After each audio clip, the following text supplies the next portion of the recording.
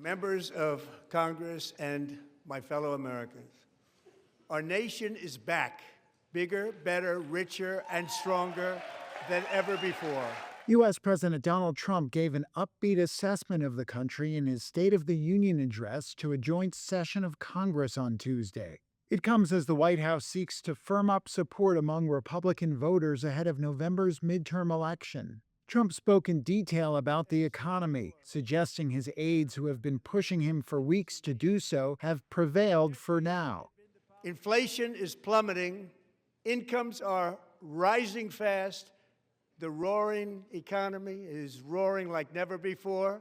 He offered a broad-based sweep of kitchen table issues: housing, healthcare, utility bills, crime, and retirement. But it was a missed opportunity to connect with voters, according to Brandon Roninghaus, a professor of political science at the University of Houston. He had a pretty long list of items he had passed, and what Republicans had needed him to do was to be more present and front and center in terms of selling some of the items from the mega bill or the big beautiful bill. This included tax cuts and an enhanced child credit and the no tax on tip policy. These are things that people definitely can lean into economically. Talking about tariffs and talking about the way that the economy is winning and that the country is hot may have fallen on deaf ears for a lot of Americans. One of the most asked questions going into Trump's speech was whether he would finally make a detailed case for war against Iran, elaborating on the reason for the major U.S. military buildup in the Middle East. He didn't mention Iran until well over an hour into his speech, and he resorted to his standard talking points, saying it was imperative to keep a bomb out of Tehran's hands. My preference is to solve this problem through diplomacy.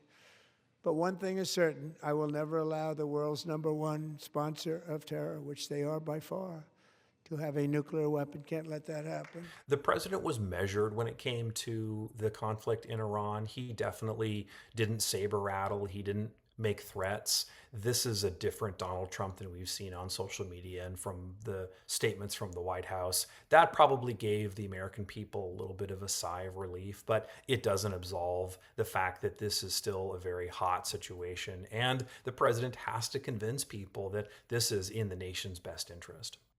Trump used his speech to try to reclaim the narrative on immigration. While that issue was once a key political strength, it has morphed into a weakness in recent months amid a backlash against the high-profile killings of 2 U.S. citizens by immigration agents and a mass deportation drive that has proven more popular in theory than in practice. After 4 years in which millions and millions of illegal aliens poured across our borders, totally unvetted and unchecked, we now have the strongest and most secure border in American history by far. He took a lot of time in the speech to talk about immigration, especially undocumented immigration, and that was definitely a sellable and winnable argument for Republicans. He was able to dramatize that and connect that to some of the personal elements in American politics. He excoriated the Democrats for not being strong enough on that issue, and he was able to loop in the problems of the Biden administration, which even Democrats admit was problematic. That's an issue in which the president can win, and it's obvious that's going to be where they try to make a stand going forward. That is a return to form for Trump, who got a lot of traction with his arguments on immigration in the 2024 election.